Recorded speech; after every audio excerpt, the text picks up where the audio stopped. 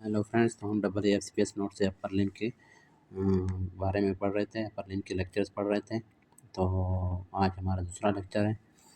तो यहाँ से आज रिगार्डिंग कार्पल बोन्स के बारे में, ठीक है, रिस्ट बोन्स के बारे में। Most common carpal bone fracture कौन सा है? स्केफाइड है। ये उस दिन भी हमने पढ़ा था। रेडियल आर्टरी, स्केफाइड जब फ्रैक्चर होता है तो उसके साथ गुजर रहा है क्या? Radial artery. अब स्केफाइड बोन लेटरली प्रेजेंट है, ठीक है, उससे आप याद रख सकते हैं रेडियल आर्टरी, या फिर इस तरह याद रख सकते हैं। देखें, स्केफाइड बोन है, एस एस से पहले क्या आता है? Radial artery. तो रेडियल आर्टरी आर आता है, एस से पहले आर है ना, तो आर से रेडियल आर्टरी, ठीक है, एस से स्केफाइड। तो मोस्ट कॉमन कार्पल बोन जो फ्रैक्चर होता है स्केफाइड है, और उसमें जो आर्टरी है रेडियल आर्टरी डैमेज होता है। Most common dislocated carpal bone कौन सा है? वो ल्यूनेट है, और उसमें फिर क्या है? मीडियन नर्व डैमेज होता है, कार्पल टनल सिंड्रोम होता है ना। Fracture of hook of humate. अब हेमेट जो होता है, जो कि मीडियल साइड पे होता है, वो उसका जो हुक अगर है डैमेज होगा तो क्या है? अल्नर नर्व, ठीक है, वो डैमेज होता है। Fracture of scaphoid, radial artery, dislocation of lunate, median nerve palsy या कार्पल टनल सिंड्रोम। अभी मसल्स हैं, इनको आप एक बार पढ़ लें ताकि आपको थोड़ा आइडिया हो। Muscle causing movement of shoulder joint. अब शोल्डर जॉइंट के जो मूवमेंट्स होते हैं उसके ऊपर फ्लेक्शन भी होता है, एक्सटेंशन भी होता है, मीडियल रोटेशन, लेटरल रोटेशन और एडक्शन एबडक्शन, ये 6 इसके मूवमेंट्स होते हैं और डिफरेंट मसल करा रहे होते हैं। अब यहाँ पर देखें, मीडियल रोटेटर्स। मीडियल रोटेटर्स का मतलब शोल्डर जॉइंट को इनवर्ड मूव कराना। ये अगर राइट साइड का शोल्डर है, ठीक है, शोल्डर जॉइंट है, ये ह्यूमरस है, तो इसको इनवर्ड रोटेट करना, ठीक है। तो वो कौन करवा रहा है? सब स्केपुलारिस। अब ये ह्यूमरस के बिहाइंड क्या मौजूद है? स्केपुला इस तरह से प्रेजेंट होता है। अब जो सबसे पहले सब स्केपुलारिस, इसका मतलब स्केपुला के नीचे वाला मसल, स्केपुला के जो मतलब ये नीचे वाला पार्ट होता है वहाँ से आ रहा होता है, इस तरह से मसल आ रहा होता है। तो वो जब कंट्रैक्ट होगा, ठीक है, यहाँ फ्रंट से आता है, फ्रंट से, ठीक है, ह्यूमरस के ऊपर फ्रंट से आएगा। तो ये जब यहाँ से कंट्रैक्ट होगा, जब कंट्रैक्ट होगा तो जाहिर है इसको ह्यूमरस को मीडियली रोटेट करेगा। फिर टेरिस मेजर है, टेरिस मेजर इसके भी नीचे प्रेजेंट होता है, वो भी इसी तरह से आ रहा होता है, ठीक है, सबसे। और लेटिसमस डार्सी, वो भी उसके कुछ फाइबर्स इस तरह से आ रहे होते हैं। तो ये तीनों जब हमारे पास कंट्रैक्ट करेंगे इस तरफ तो मीडियल रोटेशन काज करेंगे। फिर है lateral rotators of shoulder joint. अब लेटरल रोटेटर्स का ये मतलब कि ये शोल्डर जॉइंट को आउटवर्ड, इस तरह आउटवर्ड मूव करवाना, लेटरल रोटेटर। तो वो कौन से हैं? इंफ्रास्पाइनेटस है मसल है, टेरिस माइनर है, और पोस्टीरियर फाइबर्स ऑफ डेल्टाइड। अब पोस्टीरियर फाइबर्स जो हैं डेल्टाइड के, जाहिर सी बात है वो जब हमारे पास पोस्टीरियर साइड पे प्रेजेंट है ना ह्यूमरस के, तो वो जब हमारे पास कंट्रैक्ट होंगे तो जाहिर है वो कंट्रैक्ट करेंगे तो फिर क्या है? लेटरल रोटेशन करेंगे क्या? नहीं, इसके बिहाइंड प्रेजेंट है ना, तो वो जब कंट्रैक्ट करेंगे ना ऊपर की तरफ तो लेटरल रोटेशन होगी। फिर reductors of shoulder joint. Shoulder joint को की रिडक्शन कौन करेगा? वो यही है, ये टेरिस मेजर भी करेगा जो कि मीडियल रोटेशन कर रहा था, तो ये मीडियल रोटेशन भी करता है और उसको रिडक्शन भी करवाता है। साथ में पेक्टोरालिस मेजर और माइनर है, और साथ में टेरिस माइनर भी है। फिर abductors of shoulder joint. Abductors कौन करेंगे? सुप्रास्पाइनेटस मसल है, मसल फाइबर्स ऑफ। आप जो लेटरल फाइबर्स हैं डेल्टाइड के, वो जब कंट्रैक्ट होंगे, जाहिर है वो जब कंट्रैक्ट होते हैं ऊपर की तरफ, तो वो शोल्डर जॉइंट को क्या बाहर की तरफ वो करेंगे क्या? नहीं, एबडक्शन करेंगे। और ट्रेपेजियस मसल वो भी एबडक्टर है। Flexor of shoulder joint. अब शोल्डर जॉइंट के फ्लेक्सर कौन कौन से होते हैं? एंटीरियर फाइबर्स हैं डेल्टाइड के, जो यहाँ पर प्रेजेंट हैं, ये जब कंट्रैक्ट होंगे तो ज़ाहिर है शोल्डर जॉइंट को एक्सटेंड करेंगे, ठीक है। और पेक्टोरालिस मेजर है, साथ में बाइसेप ब्रेका है। बाइसेप ब्रेका क्या है? एल्बो जॉइंट के ऊपर फ्लेक्शन काज करता है और शोल्डर जॉइंट के ऊपर भी फ्लेक्शन काज करवाता है। कोरिकोब्रेकियालिस, कोरिकोब्रेकियालिस नाम से जाहिर है कोरिकाइड प्रोसेस ऑफ स्केपुला से आ रहा है, और ब्रेकियालिस मतलब आर्म के अंदर आ रहा है, तो ये भी फ्लेक्शन करता है शोल्डर जॉइंट की। एक्सटेंसर शोल्डर जॉइंट के कौन से होते हैं? वो फिर है पोस्टीरियर फाइबर्स ऑफ डेल्टाइड। हाँ, अब पोस्टीरियर फाइबर्स ऑफ डेल्टाइड जब कंट्रैक्ट होंगे तो जाहिर है वो एक्सटेंड करेंगे, ठीक है, आर्म को। एक्सटेंड का मतलब वही सीधा करना, ठीक है। और फ्लेक्शन क्या था? शोल्डर जॉइंट का सीधा हाथ को ऊपर उठाना, बाजू को, आर्म को। लेटिसमस डार्सी भी एक्सटेंसर है और टेरिस माइनर भी। तो ये आपने एक बार पढ़ लेने, ठीक है, थोड़ा आइडिया हो आपको। Muscle causes movements of four arm. अब फोर आर्म के जो मूवमेंट्स होते हैं वो कौन से मसल करवाते हैं? ट्राइसेप है, वो है extensor of four arm at elbow joint.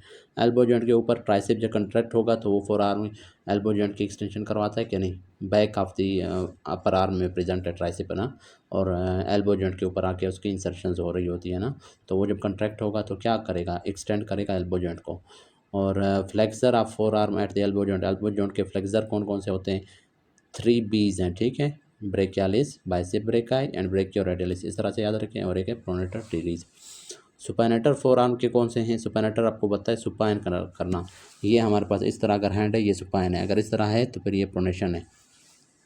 तो सुपाइनेशन जाहिर सी बात है, एक सुपाइनेटर मसल करेगा, दूसरा बाइसेप ब्रेकाई करेगा। प्रोनेटर्स ऑफ फोर आर्म नाम से जाहिर है प्रोनेटर मसल्स जो होंगे। प्रोनेटर मसल कौन कौन से होते हैं? प्रोनेटर टेरीज है, प्रोनेटर क्वाड्रेटस है, और इसके अलावा हमारे स्लांगस और फ्लेक्सर कार्पी रेडियलिस, ये हमारे पास प्रोनेशन करते हैं फोर आर्म की। फिर आगे है हमारे पास क्यूबाइटल फोसा, जो कि प्रेजेंट होता है हमारे एल्बो जॉइंट के एंटीरियर वाले सरफेस के ऊपर। तो उसके बाउंड्रीज, उसका एक अपेक्स होता है, अपेक्स जो है डायरेक्टेड है, उसका डाउनवर्ड है, उसका जो बेस होता है वो इमेजिनरी लाइन है, ज्वाइन कर रहा है टू एपिकंडाइल्स ऑफ ह्यूमरस को।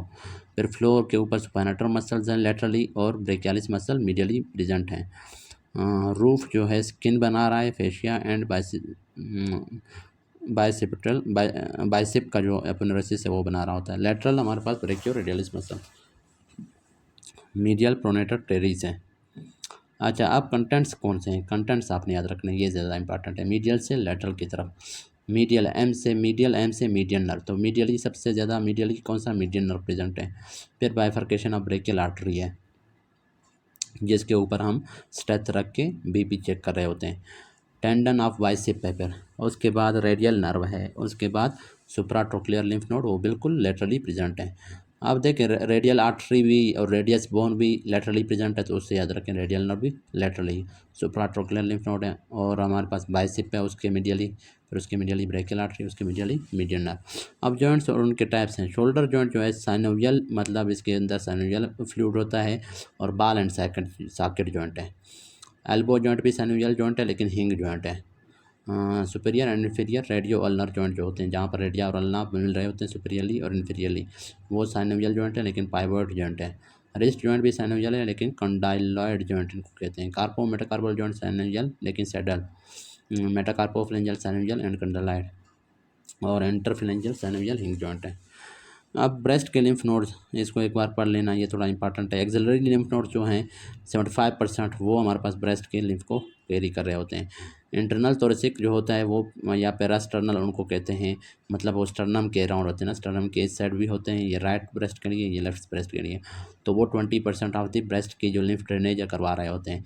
पोस्टीरियर इंटरकोस्टल फिर क्या है 5%। तो एक्सिलरी लिम्फ नोड जो होते हैं उसमें फिर आपके ग्रुप्स से ज़ाहिर है, एंटीरियर और पेक्टोरल जो है वो मेन ग्रुप है, फिर पोस्टीरियर है, central, apical and lateral. Sequence of major lymph node parallel along with which vessel. अब जो बड़े बड़े लिम्फ नोड्स हैं जो कि ब्रेस्ट को कैरी कर रहे होते हैं, ब्रेस्ट के ड्रेनेज को, लिम्फेटिक ड्रेनेज को, तो वो हमारे पास क्या है, किस वेसल के अलोंग हमारे पास पैरेलल प्रेजेंट होते हैं? Anterior axillary to pectoral. तो एंटीरियर एक्सिलरी लिम्फ नोड जो है वो पेक्टोरल वेसल के पैरेलल प्रेजेंट होते हैं। अब sequence of lymph nodes parallel along which vessel. अच्छा, इसमें एक बात याद रखें, एक है मेजर लिम्फ नोड। अगर मेजर लिम्फ नोड की बात आ जाए, ठीक है, तो वो anterior axillary major lymph node हैं, और वो पेक्टोरल वेसल के क्या हैं, पैरेलल मूव कर रहे होते हैं, प्रेजेंट होते हैं। फिर अगर मेजर की बात नहीं आए, सिर्फ ये आ जाए sequence of lymph node parallel along which vessels, तो वो है इंटरनल थोरेसिक। फिर है निप्पल ड्रेनेज। निप्पल की जो ड्रेनेज होता है वो भी एंटीरियर एक्सिलरी या फिर पेक्टोरल लिम्फ नोड करवा रहे होते हैं। अपर जो लेटरल होता है, अब ब्रेस्ट को भी आपने 4 हिस्सों में डिवाइड किया हुआ है ना, ये अपर लेटरल है, ये लोअर लेटरल है, ये अपर मीडियल, ये अपर। तो यहाँ पर हमारे पास निप्पल जो होता है वो निप्पल को भी हमारे पास एंटीरियर एक्सिलरी लिम्फ नोड है, अपर लेटरल को भी एंटीरियर एक्सिलरी लिम्फ नोड है, ठीक है। फिर लोअर लेटरल जो है उसको भी एंटीरियर एक्सिलरी लिम्फ नोड भी, और साथ में कौन से, सब डायाफ्रैगमेटिक। यहाँ पर हमारे पास फिर डायाफ्राम के वो होते हैं ना, डायाफ्राम के नीचे वाले लिम्फ नोड होते हैं। तो सब means below diaphragm. Below diaphragm जो लिम्फ ड्रेनेज करवा रहे होते हैं वो lower lateral part of breast से भी कैरी करते हैं। प्लस इंटरनल मेमोरी वो भी थोड़ा बहुत कैरी करते हैं। अब मीडियल क्वाड्रेंट की तरफ आ देते हैं, ये मीडियल क्वाड्रेंट्स हैं, ठीक है, मतलब राइट ब्रेस्ट फॉर एग्जांपल मैंने बनाया, तो मीडियल क्वाड्रेंट में मेनली टू इंटरनल मेमोरी, तो वो मेनली जा रहे होते हैं इंटरनल मेमोरी या इंटरनल थोरेसिक, जो कि यहाँ पर प्रेजेंट होते हैं इस साइड स्टर्नम के आसपास, जिसको पैरास्टर्नल भी कह रहे थे। अब लोअर इनर मीडियल क्वाड्रेंट है, अब लोअर है और मीडियल क्वाड्रेंट है, ठीक है, उसका जो है मेनली कौन कैरी करता है, सब डायाफ्रैगमेटिक या inferior phrenic. Tail of breast जो होता है पोस्टीरियर लिम्फ नोड उसको कैरी करते हैं। Path of axillary lymph flow anterior and posterior, इस तरह याद रखना है।